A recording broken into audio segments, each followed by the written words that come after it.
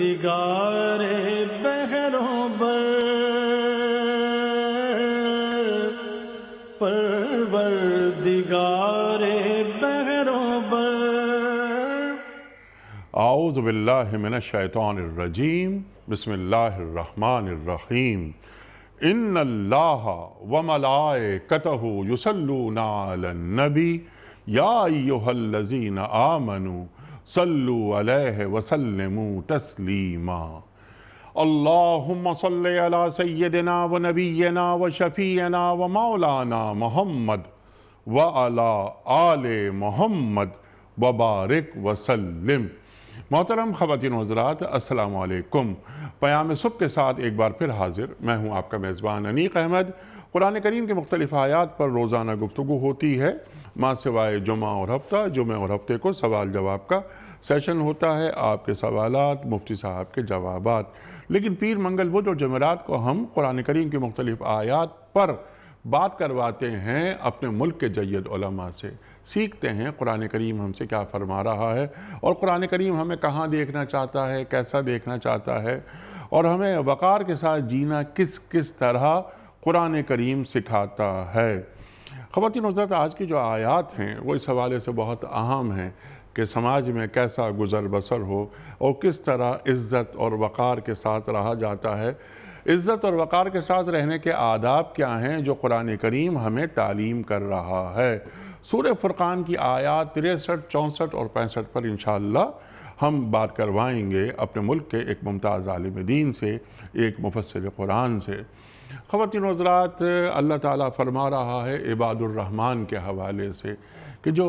رحمان کے بندے ہیں، ہدایت یافتہ بندے ہیں، جو ایک خاص شرف رکھتے ہیں۔ عباد الرحمن سے کیا مراد ہے، اب سے کیا مراد ہے، عباد سے کیا مراد ہے، کیا یہ آقا اور غلام،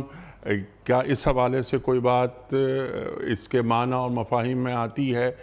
یہ بھی ہم سیکھیں گے اپنے معزز مہمان سے، اور یہ بھی جاننے کی کوشش کریں کہ اللہ تعالیٰ ان آیات میں کیا فرما رہا ہے۔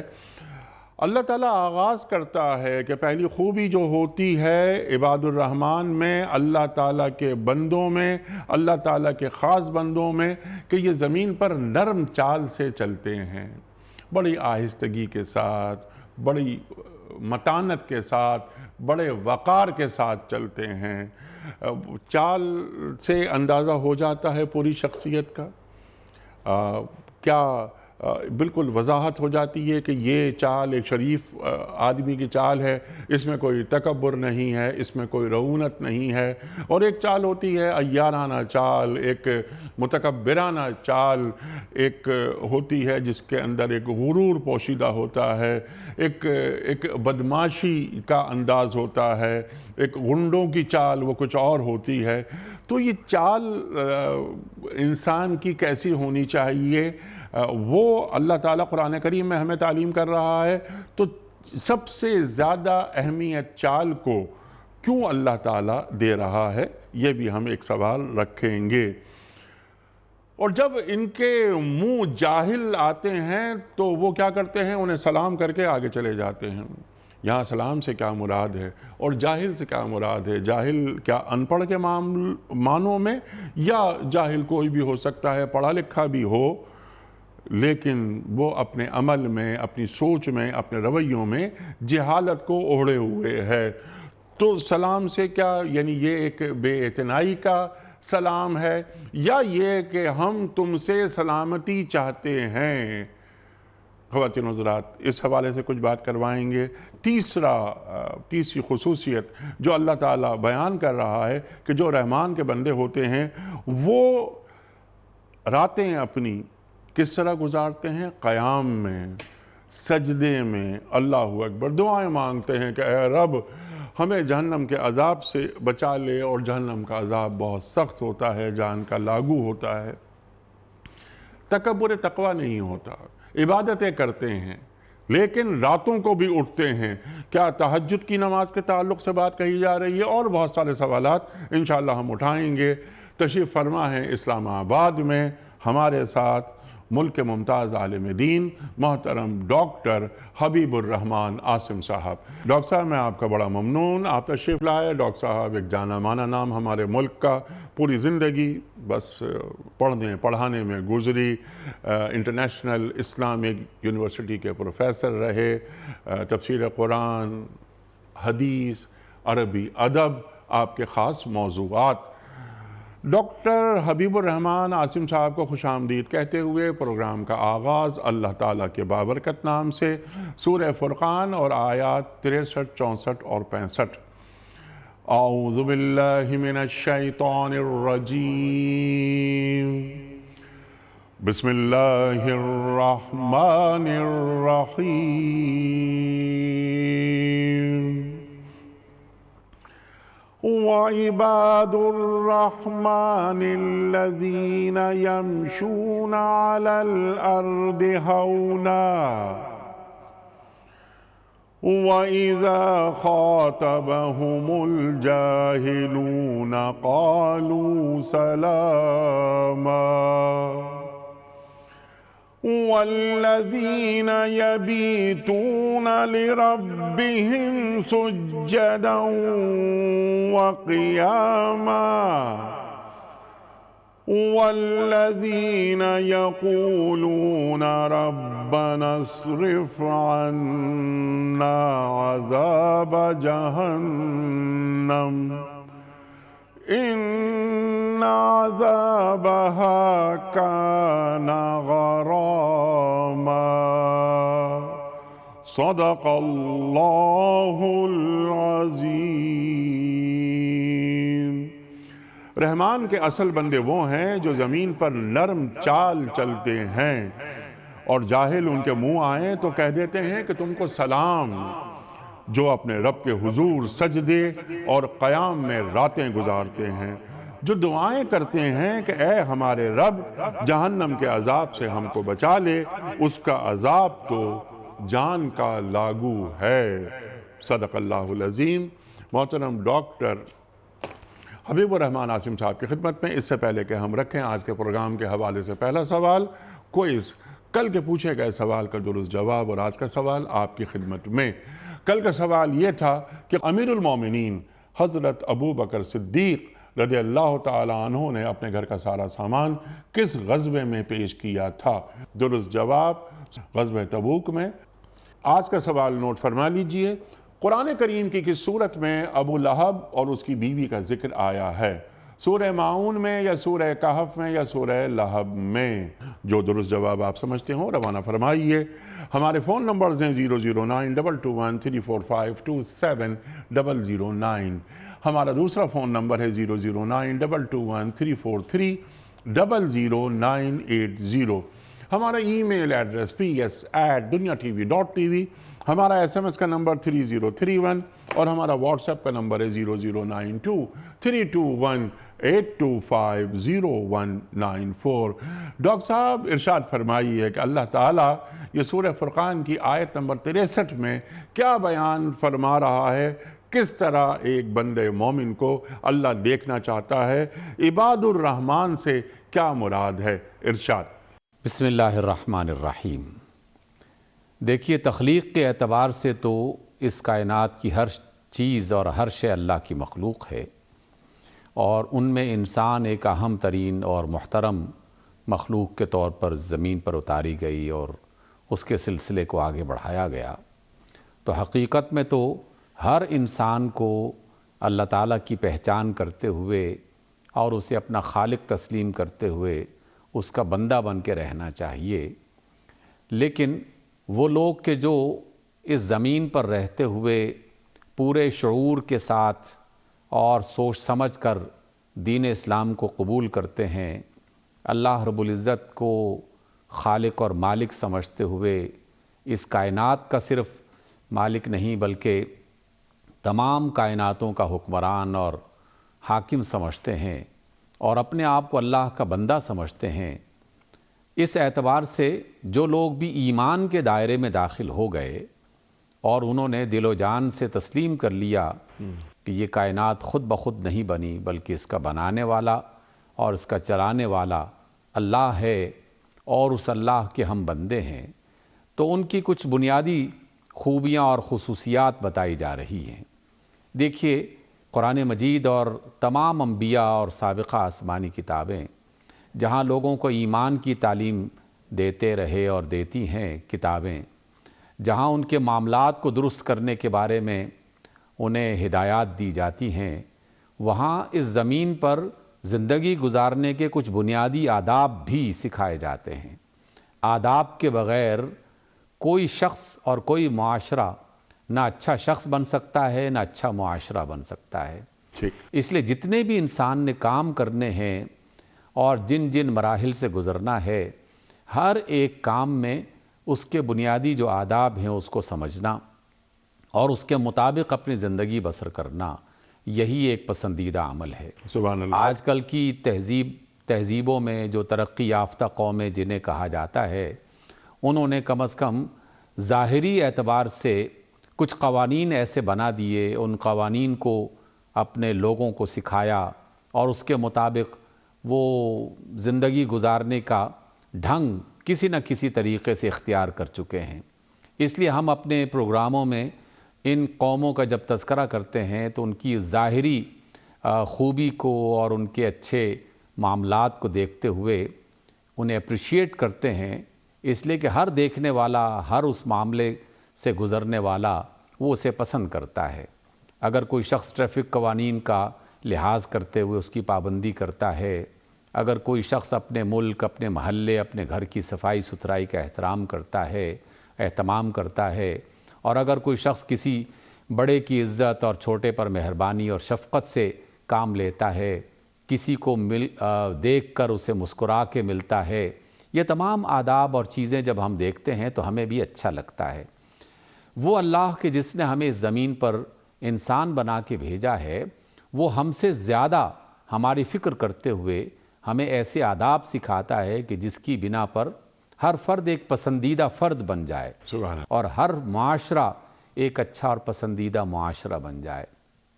جس میں رہنے والا ہر فرد وہ سہولت بھی اختیار کرے، وہ آسانی بھی محسوس کرے اور اسے اطمینان ہو جائے کہ ہاں واقعی میں اس زمین پر ایک اچھی زندگی بسر کرنے کی کوشش کر رہا ہوں۔ آج کی آیات اس اعتبار سے بہت اہم ہیں، ہمارے انسانی رویوں کی طرف اشارہ کیا گیا ہے۔ ہم اپنی دنیا میں دیکھتے ہیں اور یہ شیطان ہی کا بتایا ہوا وہ طریقہ ہے جسے اللہ تعالیٰ کے نافرمان بندے اور غلط راہوں پہ چلنے والے اختیار کرتے ہیں کہ جیسے ہی کسی شخص کو ذرا سا اختیار مل گیا، تھوڑی سی دولت ہاتھ آ گئی، کچھ قوت اس کے پاس پہنچ گئی اور کچھ لوگ جو ہیں اس کے زیر اثر کام کر رہے ہوں، تو فوری طور پر اس کی طبیعت میں اور اس کی شخصیت میں ایک گھمنڈ، ایک تکبر، ایک بڑا پن، اس کا احساس جاگنے لگتا ہے۔ پھر اس کے بولنے کا انداز، اس کے مخاطب کرنے کے طریقے، اس کے لوگوں کے ساتھ بیہیویئرز وہ بالکل بدل کے رہ جاتے ہیں۔ وہ اپنے آپ کو حاکم سمجھنے لگتا ہے اور یہ گمان کرنے لگتا ہے کہ تمام اختیارات بس اسی کے پاس ہیں اور باقی تمام کے تمام لوگ اس کے غلام، اس کے خادم، اس کے سامنے دب کے رہنے والے، جھک کے رہنے والے ہیں۔ یہ رویہ اسے فرعون بنا دیتا ہے، نمرود بنا دیتا ہے، ظالم بنا دیتا ہے، متکبر اور غرور کرنے والا بنا دیتا ہے۔ لیکن اللہ رب العزت کو نہ یہ شخص پسند ہے، نہ اس کے یہ رویے پسند ہیں۔ اس لیے وہ اپنے بندوں کے بارے میں یہ بات قطعی طور پر پسند نہیں کرتا کہ اس کے بندے زمین پر ایک تکبر کی زندگی بسر کریں، ان میں ایک ایسا رجحان پیدا ہو جائے کہ وہ اپنے آپ کو آقا اور باقیوں کو غلام سمجھنے لگے۔ اس اعتبار سے پہلا سبق آج کی اس ملاقات میں اور رب ذوالجلال کی اس عظیم الشان آیت میں ہمیں یہ سکھایا جا رہا ہے کہ اللہ کے اور رحمان کے جو بندے ہیں، جب وہ زمین پہ چلتے ہیں تو وہ بہت نرم چال چلتے ہیں۔ ہم سب جانتے ہیں اردو محاورے میں بھی اور دیگر زبانوں میں بھی چال چلن یہ محض چلنے کو نہیں کہا جاتا، بلکہ انسانوں کے رویوں کو، اس کی عادات کو، اس کے طور اطوار کو، اس کے معاملات کرنے کے ڈھنگ کو کہا جاتا ہے۔ اس اعتبار سے اس کے ظاہری اور حقیقی معنی بھی لیے جا سکتے ہیں اور اس سے مراد اور مجازی معنی جو ہیں وہ بھی سامنے رکھنے چاہیے۔ ٹھیک۔ حقیقی معنی کے اعتبار سے جناب رسول اللہ صلی اللہ علیہ وسلم کی سیرت سے ہمیں یہ بات ملتی ہے کہ آپ جب چلا کرتے تھے تو لوگ آپ کی چال کو دیکھ کر اچھا انہیں لگتا تھا کہ آپ انتہائی بیماروں کی طرح، کمزوروں کی طرح، مسکینوں کی طرح چال بھی نہیں چلتے تھے، اور متکبرین اور غرور کرنے والے لوگوں کی طرح اکڑ کے بھی نہیں چلتے تھے، اور بلکہ وہ اعتدال، وہ میانہ روی جس میں ایک باوقار شخص چلتا ہوا دکھائی دے، دور سے پتہ چل جائے کہ یہ عزت والا، احترام والا، اسے وقار کا پتہ ہے، عزت کا پتہ ہے، احترام کا پتہ ہے، اس لیے ہر قدم بہت نپے تلے انداز میں، نہ بہت تیز نہ بہت آہستہ، نہ بہت جھکا ہوا نہ بہت اکڑا ہوا، ایک باوقار شخص جس طرح چلنا چاہیے اس طرح جناب رسول اللہ صلی اللہ علیہ وسلم چلا کرتے تھے۔ تو ظاہری اعتبار سے بھی اگر اس کو خالصتاً چلنے کے معنی میں لیا جائے تو یہ ادب ہمیں سکھایا گیا کہ ایک باوقار طریقے سے چلنے کی عادت کو اپناؤ، اور بیماروں اور مسکینوں کی طرح اور دبے ہوئے لوگوں اور غلاموں کی طرح زمین پہ مت چلو، اور نہ ہی ان مغروروں کی طرح اکڑ کے چلو کہ جس کے بارے میں اللہ رب العزت نے منع فرماتے ہوئے کہا کہ تم نہ زمین کو چیر سکتے ہو، پھاڑ سکتے ہو، نہ پہاڑوں کی بلندی کو تم جو ہے ختم کر سکتے ہو، وہاں تک پہنچ سکتے ہو۔ اس لیے کہ اللہ کی کائنات میں کون ہے جو زیادہ دیر تک اکڑ کے چل سکتا ہے، اور اس کو وہ بلندی کہاں سے میسر آ سکتی ہے۔ اس اعتبار سے ظاہری جو چال کے حوالے سے تعلیم دی جا رہی ہے وہ یہ ہے، لیکن اس کے ساتھ ساتھ ہم نے یہ جانا اور آپ نے بھی اشارہ فرمایا تھا کہ چال سے در حقیقت انسان کا رویہ، اس کے معاملات، اس کی گفتگو، اس کے لوگوں کے ساتھ جو بات کرنے کا طریقہ اور مخاطب ہونے کا انداز، وہ سب کے سب اس کے اندر پوری شامل شخصیت، ہیں۔ پوری شخصیت اس کے، تو اس اعتبار سے اس میں جسے ہم کہتے ہیں کہ نرم چال کا مطلب یہی ہے کہ وہ غرور اور تکبر سے اپنے آپ کو بچا کے رکھے۔ ٹھیک۔ انیق بھائی، ہم نے آپ کے اس پروگرام میں اور آپ نے بھی بارہا اس کا ذکر کیا، کیونکہ رسول اللہ صلی اللہ علیہ وسلم نے کئی بار خود اس کی نشاندہی فرمائی ہے، اور جب تک جان میں جان ہے تو یہ نشاندہی کرتے رہیں گے، اور اپنے آپ کو بھی اور سننے دیکھنے والوں کو بھی اس خرابی سے دور کرنے کی کوشش کرتے رہیں گے۔ جناب رسول اللہ صلی اللہ علیہ وسلم کا یہ انسان کو چوکنا کرنے والا اور توجہ دلانے والا فرمان کہ جس کے دل میں ذرا بھی تکبر ہوگا، اللہ رب العزت اس کی طرف رحمت کی نظر سے نہیں دیکھیں گے۔ ٹھیک۔ اور رسول اللہ صلی اللہ علیہ وسلم کا فرمان کہ اللہ تعالیٰ یہ فرماتے ہیں کہ غرور اور تکبر میری چادر ہے، جس نے اسے چھونے کی کوشش کی میں اسے کاٹ کے توڑ کے رکھ دوں گا، اور مجھے کسی کی پرواہ نہیں ہے کہ میں نے کس کا کیا حال کر دیا۔ اس لیے غرور اور تکبر سے اپنے آپ کو بچا کے رکھنا چاہیے۔ انیق بھائی، یہ بھی ہم جانتے ہیں، اور تمام سننے والے دیکھنے والے اس کو جان کے اس کا جائزہ لے سکتے ہیں اپنے حوالے سے کہ ہمارے ہاں کسی بھی فرد کا ذرا سا گریڈ بڑھ جائے، ذرا سا رتبہ بڑھ جائے، کوئی عہدہ مل جائے،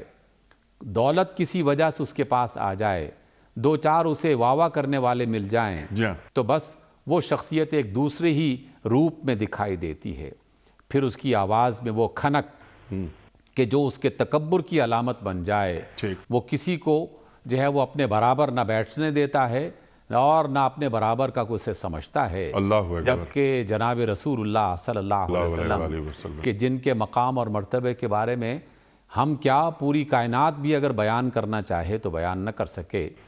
لیکن وہ عظیم الشان اور سب سے زیادہ بلند مرتبے والی ہستی جناب رسول اللہ صلی اللہ علیہ وسلم، آپ کے بارے میں سیرت کی کتابوں میں لکھا ہوا ہے کہ جب بھی کسی مجلس میں تشریف لایا کرتے تھے تو جہاں جگہ ملتی وہاں بیٹھ جاتے، نہ ہٹو بچوں کی صدائیں لگتیں، اور نہ ہی وہ اس بات کا تقاضا کرتے، نہ ان کے لیے مخصوص نشستیں رکھی جاتی، اور نہ وہ اس بات کو پسند کرتے۔ رسول اللہ صلی اللہ علیہ وسلم خود فرماتے ہیں کہ میں اپنے آپ کو تمہارے درمیان میں رہتے ہوئے تم سے زیادہ ممتاز بنا کے رکھنا پسند نہیں کرتا۔ لیکن آپ جانتے ہیں، اور یقیناً یہ بات بھی بتانا ضروری ہے کہ آقا رحمت علیہ السلام اللہ کے آخری نبی، اور ایک محدود وقت کے لیے اس زمین پر جو تشریف لائے تو دور دراز کے قبیلوں سے، صحراؤں سے، مختلف علاقوں سے لوگ آتے تھے، آپ کا دیدار کرنے کے لیے، آپ سے سیکھنے کے لیے، آپ سے ایمان کی دولت حاصل کرنے کے لیے۔ تو کچھ اصحاب رسول کو اس بات کا اندازہ ہوا کہ ان آنے والے اجنبیوں کو پتہ نہیں چلتا کہ رسول اللہ صلی اللہ علیہ وسلم ان بیٹھے ہوئے لوگوں میں سے کون ہیں۔ دیکھیے بذات خود یہ قابل غور بات ہے کہ اللہ کے رسول تو اپنے حسن و جمال سے دور سے پہچانے جاتے تھے، لیکن آنے والوں کو اس دقت سے بچانے کے لیے پھر کچھ اصحاب نے مشورہ کیا کہ جب آپ تشریف لے آئیں اور بیٹھنے کے لیے کوئی نشست کا انتخاب کر لیں تو پھر 2 صحابی ایک چادر آپ کے سر پہ تان کے کھڑے ہو جاتے تھے تاکہ اجنبیوں کو اس بات کا اندازہ ہو سکے۔ لیکن بنیادی بات وہ ہماری سمجھ میں آ چکی اور آنی چاہیے کہ اللہ نے تمام انسانوں کو قابل عزت اور قابل احترام بنایا ہے، اور کسی بھی شخص کو اس بات کی اجازت نہیں ہے کہ وہ اپنے رتبے کی وجہ سے، اپنی دولت کی وجہ سے، اپنی قوت اور افرادی جو ہے وہ توانائی کی وجہ سے جو اس کے ساتھی بن چکے ہیں، وہ اپنے آپ کو دوسروں سے ممتاز نہ سمجھے اور وہ اپنے آپ کو آقا بنانے کی کوشش نہ کرے۔ وہ اللہ کا بندہ ہے اور باقی بھی تمام کے تمام اللہ کے بندے ہیں۔ اس لیے پوری شخصیت میں وقار بھی ہونا چاہیے، لیکن تواضع بھی ہونی چاہیے۔ سبحان اللہ۔ جناب رسول اللہ صلی اللہ علیہ وسلم کا کیا خوبصورت فرمان ہے۔ آپ نے فرمایا صلی اللہ علیہ وسلم، من تواضع لی ہکذا، اور آپ نے اپنے دونوں ہاتھ زمین کی طرف جو ہے وہ جھکائے اور کہا کہ جس نے، اللہ تعالیٰ کی حوالے سے یہ بات کہی جا رہی ہے کہ اللہ فرماتے ہیں کہ جو میرے لیے اس طرح جھک کے اور تواضع کی زندگی، انکساری کی زندگی بسر کرتا ہے، رفعتہ ہکذا، تو میں اسے یوں کر کے بلند کرتا ہوں۔ یعنی وہ وقار جو انسان چاہتا ہے وہ تواضع سے، انکساری سے میسر آتا ہے، اور حقیقت میں تو اللہ تعالیٰ کی طرف سے وہ محبت لوگوں کے دلوں میں ڈالی جاتی ہے جس کی بنا پر وہ شخص موجود ہو یا نہ ہو، لیکن اس کی عدم موجودگی میں بھی لوگ اس کا تذکرہ کریں تو عزت سے کرتے ہیں، اس کے لیے دعا کرتے ہیں، اس سے محبت کا اظہار کرتے ہیں۔ تو یہ وہ وقار کی بلندی ہے، شخصیت میں جو ہے وہ عظمت ہے جو اللہ تعالیٰ ان کو عطا کرتا ہے، جو دنیا میں اکڑ کے نہیں چلتے بلکہ ایک تواضع اور انکساری کی زندگی بسر کرتے ہیں۔ یہ پہلی بات ہے جو آج کی اس آیت کے پہلے حصے میں ہمیں عطا کی۔ سبحان اللہ، سبحان اللہ۔ چال کے حوالے سے اور میانہ روی کے حوالے سے، متانت کے حوالے سے، انکسار کے حوالے سے آپ نے ہمیں تعلیم فرمایا۔ اچھا ڈاکٹر صاحب، یہ جو ہم گفتگو فرماتے ہیں، یعنی آپ سے جو ہم سیکھتے ہیں، تو عام طور پر مردانہ جو طبقہ ہے ہمارا، ہم ان کے تعلق سے بات کرتے ہیں کہ اللہ تعالیٰ کیسا ایک بندے کو دیکھنا چاہتا ہے، لیکن یہاں پر خواتین بھی، مومن اور مومنات دونوں گفتگو میں شامل ہوتی ہیں۔ تو چال کے حوالے سے اللہ تعالیٰ ایک اہل ایمان یعنی ایک مومنہ کو کیسا دیکھنا چاہتا ہے، چال کے حوالے سے ارشاد۔ دیکھیے یہ بات جو آپ نے جس کی طرف اشارہ کیا ہے، تو پہلا نقطہ تو یہ سمجھ لینا چاہیے، اور یقیناً جانتے ہیں لیکن دہرا دیتے ہیں، کہ اللہ رب العزت نے اپنی کتاب حکمت میں جب بھی انسان کا ذکر کیا ہے تو ان انسانوں کی صف میں تمام مرد اور تمام عورتیں شامل ہیں۔ ایمانیات کی بات ہو، عبادتوں کی بات ہو، معاملات میں حسن کی اور سچائی اور دیانت کی بات ہو، آداب کی بات ہو، تو یہ تمام کی تمام تعلیمات سارے مردوں کے لیے اور ساری خواتین کے لیے ہے۔ لیکن آپ نے جو سوال اٹھایا ہے اس اعتبار سے اہم ہے کہ خواتین کے حوالے سے اللہ رب العزت مزید کچھ اور تعلیم بھی دیتا ہے۔ سبحان اللہ۔ اور ہم سب جانتے ہیں قرآن مجید ان آیات سے معمور ہے، اور جناب رسول اللہ صلی اللہ علیہ وسلم نے خواتین کی عزت اور ان کے احترام کا خصوصی اہتمام کرتے ہوئے ایک خصوصی تعلیمات سے بھی نوازا ہے۔ جیسے خود اللہ کا فرمان ہے، قرآن مجید کا حصہ ہے، کوئی شخص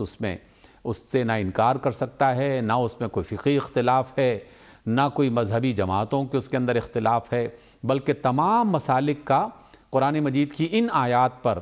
اتفاق ہے، رسول اللہ صلی اللہ علیہ وسلم کی ان تعلیمات پر اتفاق ہے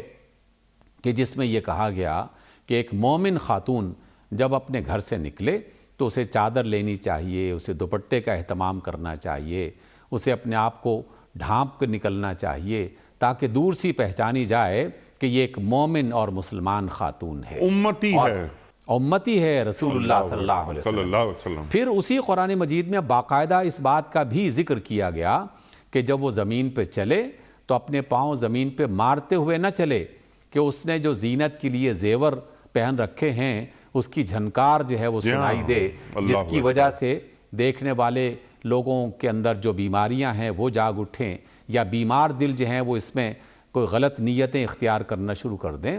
تو آخر کوئی وجہ ہے جس کی بنا پر اللہ رب العزت نے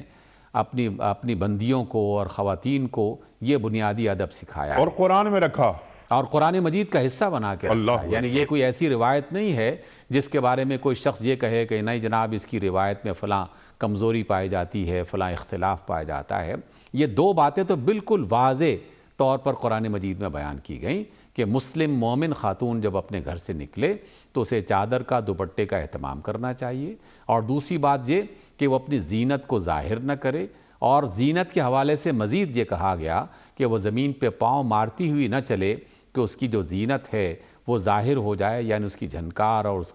اس کی آواز سے دیگر لوگ متوجہ ہوں۔ آقا رحمت علیہ الصلوۃ والسلام نے یہاں تک بھی فرمایا کہ جب کوئی خاتون خوشبو کا استعمال کرے تو وہ خوشبو تیز نہ ہو کہ جس راستے سے گزرے وہاں سے گزرنے والے لوگ اس سے متاثر ہوں اور وہ اس کی طرف متوجہ ہونے کی کوشش کریں۔ آخر کوئی وجہ ہے کہ جس کی بنا پر اللہ رب العزت نے یہ آداب سکھائے ہیں تمام مردوں کے لیے بھی اور بطور خاص خواتین۔ سبحان اللہ، سبحان اللہ۔ ڈاکٹر صاحب کی بنیاد آپ نے فراہم کر دی کہ اللہ تعالیٰ ایک بندے مومن کو اور ایک جو بندی ہے اللہ کی یعنی مومنہ، ہم تو اسے آگے بڑھ کے اور کہتے ہیں کہ ایک امتی مرد کو اور ایک امتی عورت کو ہمارا دین کیسا دیکھنا چاہتا ہے، اللہ اور اللہ کے رسول صلی اللہ علیہ وآلہ وسلم کیسا دیکھنا چاہتے ہیں۔ یہاں پر آپ نے بات کی، اور قرآن کریم جو پہلا نقطہ سکھا رہا ہے ہمیں وہ یہ کہ ان کی چال میں وقار ہوتا ہے، ایک متانت، ایک انکسار، جیسے کہ آپ نے فرمایا۔ ڈاکٹر صاحب فوراً اللہ تعالیٰ اس کے بعد ارشاد فرماتا ہے کہ جب جاہل ان کے منہ کو آتے ہیں تو یہ کیا کرتے ہیں کہ یہ ان کو سلام کر کے چلے جاتے ہیں۔ اللہ اکبر۔ اب یہاں پر ایک بڑی اہم بات ہے، جاہل سے مراد جیسا کہ میں نے انٹرو میں کہنے کی کوشش کی کہ محض ان پڑھ ہی نہیں، بعض پڑھے لکھے بھی جاہل ہوتے ہیں، تو کیا کسی رویے کو کاؤنٹر کرنے کی بات کی جا رہی ہے؟ یعنی گالی کا جواب گالی سے نہ دیں، ایک بردباری سے، ایک حلم سے بات کریں، اور اگر وہ بات نہیں مانتے یا ان کے رویوں میں سختی بہت ہے اور ان سے گفتگو نہیں ہو سکتی تو سلام کرتے ہوئے چلے جائیں۔ تو سلام سے مراد کیا کہ ہم تم سے سلامتی چاہتے ہیں اور ہم یہاں سے روانہ ہو رہے ہیں، کیا اللہ یہ فرما رہا ہے؟ ارشاد۔ انیق بھائی، اس میں دو تین باتیں قابل غور ہیں۔ ارشاد۔ پہلی بات تو یہ ہے کہ اسی زمین پر جہاں انسان بستا ہے شیطان اور شیاطین وہ بھی بستے ہیں، اور یہ ایک کشمکش مستقل چلتی رہی ہے اور چلتی رہے گی۔ اس اعتبار سے اللہ تعالیٰ نے جہاں پہلے حصے میں ہمیں ایک تواضع اور باوقار زندگی بسر کرنے کا طریقہ بتایا، وہاں خبردار بھی کیا کہ کچھ لوگ ایسے بھی ہوں گے اسی زمین پر جو کہ اللہ کی نافرمانی کر رہے ہوں گے، اللہ کے دین کا مذاق اڑا رہے ہوں گے، نبی محترم صلی اللہ علیہ وسلم کی شان میں گستاخیاں کر رہے ہوں گے، بڑوں کی عزت اور اللہ تعالیٰ کے بارے میں وہ الٹے سیدھے جملے کس رہے ہوں گے، اور اس کے علاوہ کچھ ایسے کھیل تماشے، کچھ ایسی عادتیں انہوں نے اختیار کر لی ہوں گی کہ جس کی وجہ سے کسی کے اخلاق خراب ہو رہے ہیں۔ جو آپ دیکھتے ہیں کہ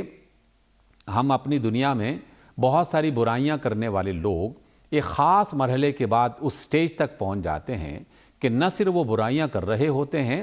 بلکہ وہ ان برائیوں پر فخر بھی کر رہے ہوتے ہیں، اور اگر کوئی شخص ان کے قریب سے ناگواری کے ساتھ گزرنا چاہے تو اس کا مذاق بھی اڑاتے ہیں۔ یہ جو ہمارے ہاں نشہ آور چیزیں بکتی ہیں اور اس کو استعمال کرنے والے لوگ ہیں، ہمیں تو اس بات کا اندازہ ہے کہ اب تو تعلیمی اداروں کے باہر باقاعدہ نوجوان لڑکے اور لڑکیاں کھلے عام سگریٹ پینے اور سگریٹ کے ساتھ ساتھ وہ تمام دیگر چیزیں بھی اس کا استعمال شروع کر دیتے ہیں کہ جو کسی بھی اعتبار سے صحت کو بھی نقصان پہنچانے والی وہ چیز ہیں اور انسانی اخلاقیات کو بھی نقصان پہنچانے والی چیزیں ہیں، اور اس کے علاوہ اس کے اندر اور بے شمار بیماریاں ہیں، لیکن اگر کوئی شخص انہیں منع کرنے کی کوشش کرے تو وہ اس پر ناراض بھی ہوتے ہیں اور بعض اوقات مذاق بھی اڑاتے ہیں۔ ان تمام کیفیات سے کیسے گزرا جائے؟ پہلے تو آپ نے جو سوال اٹھایا کہ یہ جو جاہل ہوتا ہے تو اس سے کیا مراد ہے؟ دیکھیے عربی میں دو لفظ استعمال ہوئے، قرآن مجید میں بھی اس کا اشارہ ملا۔ ایک جاہل اس معنی میں کہ کوئی شخص پڑھا لکھا نہیں ہے اور اس کو پڑھنا لکھنا نہیں آتا، وہ ناواقف ہے۔ لیکن جاہلیت جب بھی استعمال ہوا تو یہ در حقیقت رویوں کی خرابی، انسانی عادات کے اندر فساد جو پیدا ہوتا ہے، اور جس میں ہر دھرمی بری عادات، ایسے رسم و رواج کی جس میں انسانوں کے لیے نقصان ہی نقصان ہے، ان تمام چیزوں کو اختیار کرنا یہ جاہلیت ہے۔ مثلا اگر کوئی شخص کسی بھی بات پر گالی دیتا ہے یا کسی کا مذاق اڑاتا ہے، تمسخر اڑاتے ہوئے اس پر تبصرہ کرتا ہے، یا کسی بھی غلط چیز کو اختیار کرتے ہوئے اس پر اکڑتا ہے، قانون کی خلاف ورزی کرتا ہے، گاڑی صحیح طریقے سے نہیں چلا رہا، راستے میں خرابی پیدا کر رہا ہے اور منع کرنے والے سے الجھتا ہے، لڑتا ہے، یا بعض اوقات اچھے خاصے پڑھے لکھے لوگوں کی مجلس میں بعض اوقات گفتگو ایسے رخ پہ چل جاتی ہے کہ جس میں تکرار، بحث اور پھر قیل و قال کی بات ہو جاتی ہے، اور پھر ایک دوسرے پر بآواز بلند گفتگو کرنا اور چیخ و پکار کی صورت اختیار کر لینا، حتیٰ کہ لڑائی جھگڑے تک بات پہنچ سکتی ہے۔ خام خواہ الجھتے چلے جانا، کوئی دلیل نہیں، کوئی عقل کی بات نہیں، بس اپنی بات پہ اکڑے ہوئے اور مسلسل بولتے چلے جا رہے ہیں۔ جب اس طرح کی صورتحال ہو تو اللہ نے اپنے بندوں سے یہ کہا کہ ایسے لوگوں سے کنارہ کشی اختیار کر لو۔ یہاں سلام کرنے سے مراد ہے علیحدگی اختیار کرنا، ان کی غلط بات میں شرکت نہ کرنا، ان کے ساتھ الجھنے سے بچنے کی کوشش کرنا۔ گالی کا جواب گالی سے دیا جا سکتا تھا، لیکن اللہ نے منع کر دیا۔ رسول اللہ صلی اللہ علیہ وسلم نے کئی بار اس بات کا تذکرہ کیا کہ جب بھی دو بھائی آپس میں یا دو بندے آپس میں لڑتے اور جھگڑتے ہیں تو ان کے درمیان میں شیطان آ جاتا ہے۔ اس وجہ سے اگر وہ لڑتے رہیں تو شیطان انہیں مزید بھڑکاتا ہے، لیکن اگر ایک بھائی اللہ کو راضی کرنے کے لیے الگ ہو جاتا ہے اور وہ جھگڑے سے اپنے آپ کو بچانے کی کوشش کرتا ہے تو پھر اس کے مقابل میں اللہ تعالیٰ ایک فرشتہ ہے کہ جو اس جھگڑنے والے کے مقابل میں اللہ تعالیٰ کی طرف سے اس پر لعنت بھیجتا ہے، اور پہلے والے بندے کے لیے وہ رحمت کا اور عافیت کا ذریعہ بنتا ہے۔ اس اعتبار سے ہمیں یہ سکھایا جا رہا ہے کہ ایسی مجالس سے بچو کہ جس میں فضول باتیں ہو رہی ہوں، ایسی محفلوں سے بچو کہ جس میں اللہ کا، انسانوں کا، انسانیت کا، اخلاق کا مذاق اڑایا جا رہا ہو، اللہ کے رسول صلی اللہ علیہ وسلم کا مذاق اڑایا جا رہا ہو، برے اخلاق لوگوں کو سکھائے جا رہے ہوں، بچوں کے اخلاق کو تباہ کیا جا رہا ہو، اور مال اور دولت اور عزت ان سب کو برباد کیا جا رہا ہو، تو ایسی مجالس سے اور ایسی محفلوں سے اپنے آپ کو بچا کے رکھا جائے۔ اور اگر کوئی شخص الجھنے کی کوشش کرتا ہے تو ایسے بے ادب انسان سے الجھنے کے بجائے سلام کہو اور الگ ہو جاؤ، گویا کہ اس نے اس فرد کو سلام نہیں کہا، بلکہ حقیقت میں اس برائی سے اپنے آپ کو بچانے کے لیے اللہ تعالیٰ کی اس نے مدد طلب کی ہے۔ لیکن اگر وہ السلام علیکم بھی کہتا ہے اس اعتبار سے جس کی طرف آپ نے اشارہ کیا، تو وہ اپنی نیت کو اس اعتبار سے بہتر بنا لے کہ یہ شخص شیطان کے چکر میں آ چکا ہے، جاہلیت کا رویہ اس نے اختیار کر رکھا ہے، اے اللہ اسے ہدایت عطا کر اور اس پر اپنی سلامتی کی وہ صورت پیش کر کہ جس کی وجہ سے یہ اس برے کام کو اور بری عادت کو چھوڑ دے۔ تو یہ نیت بھی بذات خود اچھی ہے۔ تو ان دونوں اعتبارات سے سلام کا معنی بچنا، اس سے دور ہٹنا، اس سے الجھنے کی کوشش نہ کرنا، اور اس کی غلط بات کا جواب غلط طریقے سے نہ دینا، یہ بھی اس کا مطلب ہے۔ اور دوسرا اس کے لیے یہ دعا کرنا کہ اے اللہ یہ بیچارہ بھولا ہوا یا بھٹکا ہوا یا بہکا ہوا شخص، اس کو تو رہنمائی عطا فرما اور ہدایت دے کہ جس کی وجہ سے یہ اپنے کام کو چھوڑ کر صحیح راستے پر چل پڑے۔ تو اس اعتبار سے یہ دونوں معنی اس کے اندر پائے جاتے ہیں، اور ہمیں اسی طریقے سے اللہ کی زمین پر زندگی بسر کرنی چاہیے۔ سبحان اللہ، سبحان اللہ، سبحان اللہ، اللہ اکبر، اللہ اکبر۔ یہ جاہلوں سے الجھنا عباد الرحمن کی شان کے خلاف ہے۔ सुबहान अल्लाह। और इंतकाम वग़ैरह कुछ नहीं, दरगुजर करते हुए आदमी सिर्फ़ अहले इल्म की महफ़िलों में बैठे और तबादले ख़याल करे, गुफ्तगू करे, सीखे, और जो इल्म हमारे पास है वो उन तक मुंतकिल हो और उनके पास जो इल्म है उसे हासिल करे। लेकिन जहाँ ये जाहिलाना गुफ्तगू हो तो उनसे, जैसे आपने फरमाया कि गाली का जवाब गाली से नहीं, छोड़ दें उन्हें और उनसे सलामती चाहे। अल्लाहु अकबर, अल्लाहु अकबर। ये एक बहुत अहम नुक्ता। और जो डॉक्टर साहब जो आपने बात फरमाई कि बहुत सारी महफिलों में ये होता है कि दलाइल ख़त्म हो जाते हैं तो फिर आवाज़ बुलंद हो जाती है, तो फेफड़ों की क़ुव्वत से नहीं, दिमाग की क़ुव्वत से काम लेना चाहिए। जो जिया वो दलील की बुनियाद पे जिया, जो हलाक हुआ वो दलील से हलाक हुआ। अल्लाहु अकबर। तो एक तरीक़ा है इस्तदलाल, वो भी यहाँ कुरान करीम हमें सिखा रहा है। अब फ़ौरन अल्लाह ताला फरमा रहा है कि अगली सिफत रहमान के बंदों की क्या है कि ये रब के हुजूर सजदे और क़याम में रातें गुजारते हैं। अल्लाहु अकबर, अल्लाहु अकबर। यहाँ फ़र्ज़ नमाज़ें, वो तो फ़र्ज़ नमाज़ें हैं ही, वो तो पढ़नी ही हैं। यहाँ क्या तहज्जुद की बात हो रही है, मुस्तग़फ़िरीन बिल असहार की बात हो रही है? डॉक्टर साहब। अनीक भाई, देखिए, अल्लाह रब्बुल इज़्ज़त ने कुछ इबादतें और कुछ काम तो ऐसे बताए हैं कि जो हर मोमिन को करने चाहिए। लेकिन जिस तरह हम अपनी दुनिया में ये देखते हैं कि अल्लाह ताला ने जहाँ एहसान किए तो वहाँ उसमें दर्जाबंदी भी नज़र आती है।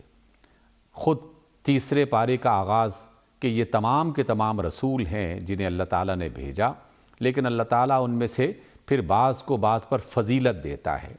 जिस तरह रसूलों में फ़जीलत है, जिस तरह अल्लाह ताला के नेक बंदों में फ़जीलत है, अल्लाह ताला अपने तमाम बंदों में, यानी इबादुर रहमान जो हैं, रहमान के जो बंदे हैं, उन्हें भी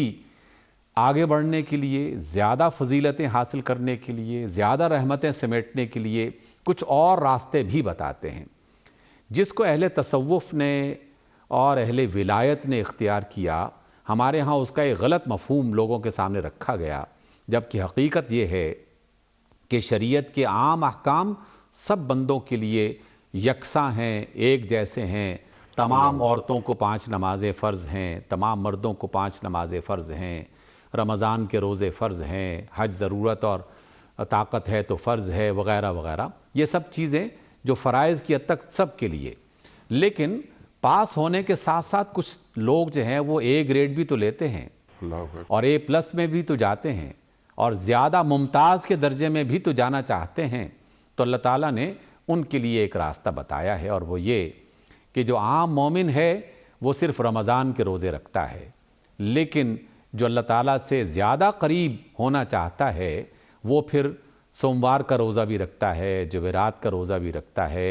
महीने में 3 इजाफी रोज़े भी रखता है। और ये रोज़े अल्लाह के रसूल सल्लल्लाहु अलैहि वसल्लम ने रखे उसकी सुन्नत को, रसूलुल्लाह सल्लल्लाहु अलैहि वसल्लम की सुन्नत को इख्तियार करते हुए अल्लाह की कुर्बत हासिल करने का उसे ज़रिया बनाता है। ज़कात की एक ख़ास मिक़दार है, लेकिन अल्लाह से ज़्यादा कुर्बत हासिल करने के लिए, रसूलुल्लाह सल्लल्लाहु अलैहि वसल्लम की सुन्नत पर ज़्यादा बेहतर अंदाज में अमल करने के लिए और आप अलैहिस्सलाम से मोहब्बत का इजहार करने के लिए सदक़ात की और ईसार और क़ुरबानी की वो मिसालें इख्तियार करना जो आप सल्लल्लाहु अलैहि वसल्लम की ज़ात से और आपके असहाब की सीरत से हमें मिलते हैं, उसको इख्तियार करना। ये उसी की एक कड़ी है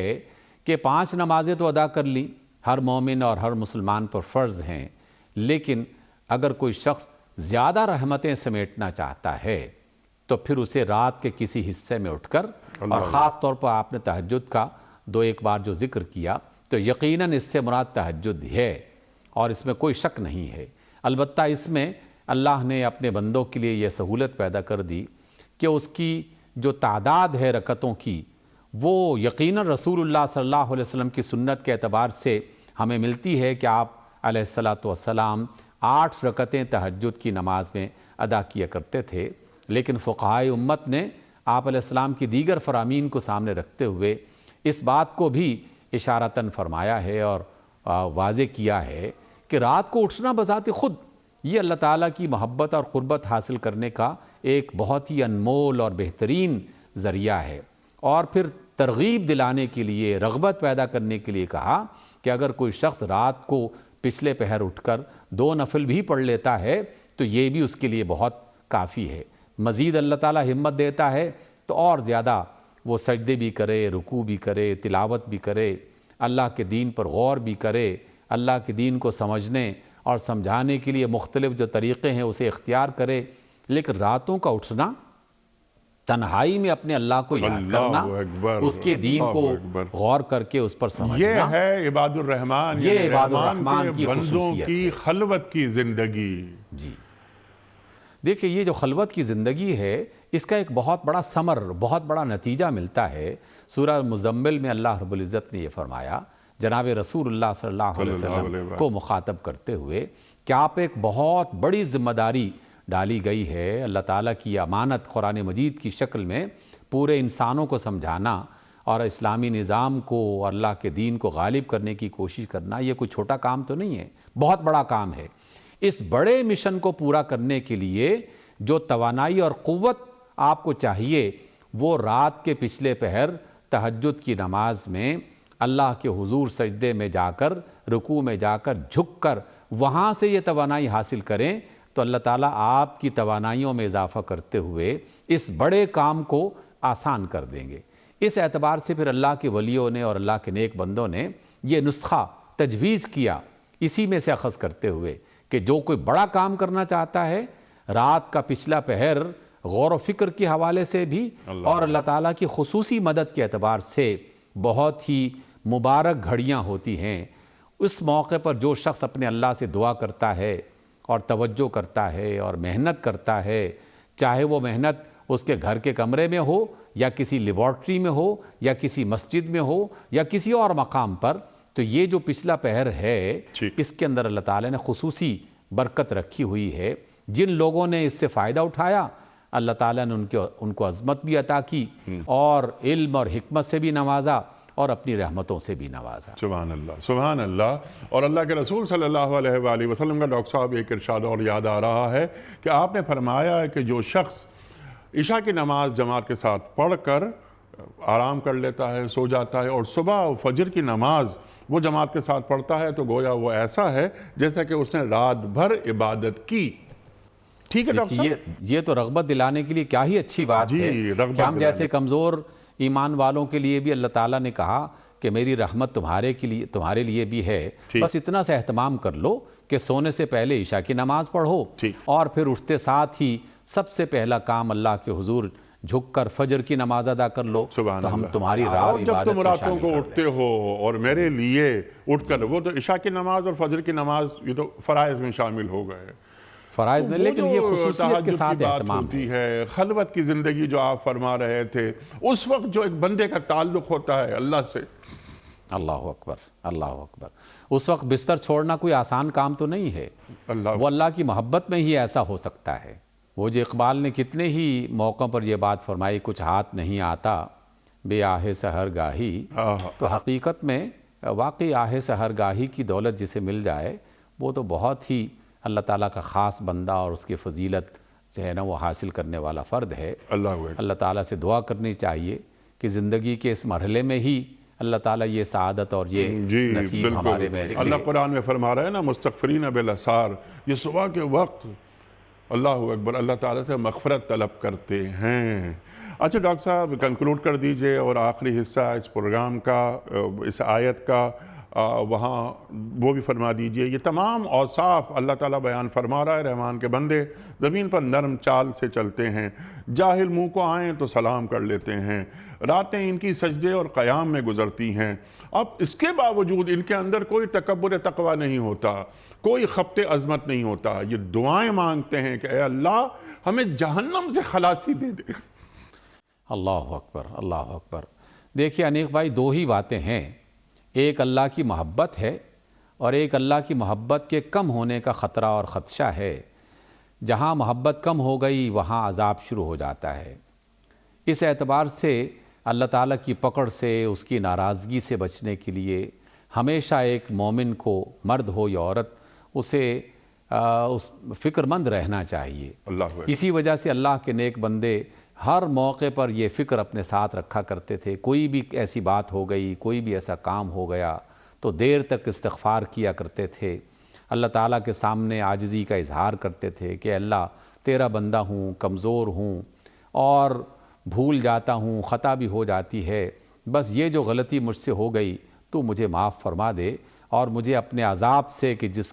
جس کی پکڑ بہت شدید ہے اور جس کی سختی بہت ہی اذیت ناک ہے، اس سے ڈرتے رہنا اور اس کی جنتوں کی امید لگائے رہنا، بس یہی تو ایمان کی زندگی ہے کہ اللہ تعالیٰ کی جنتوں کی امید، اس کی رحمتوں کی امید، اس کے رسول صلی اللہ علیہ وسلم سے قربت اور محبت کی امید اور آسرا، اور اس کے ساتھ ساتھ اس کی جہنم سے خوف، اس کے عذاب سے ڈر، یہ دونوں چیزیں جس کے دل میں موجود ہیں وہ ایک مومن ہے اور وہ مومن کی زندگی بسر کر رہا ہے۔ اللہ تعالی ہمیں بھی ایسے دن اور ایسی راتیں عطا کرے کہ جس میں اس کی رحمت کی امید رہے اور اس کے عذاب کا اور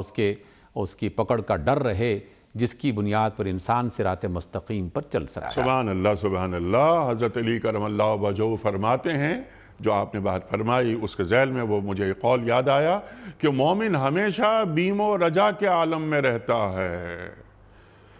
اللہ اکبر، اللہ اکبر۔ وقت مکمل ہوا۔ خواتین حضرات، آج کے پروگرام کا بہت ساری باتیں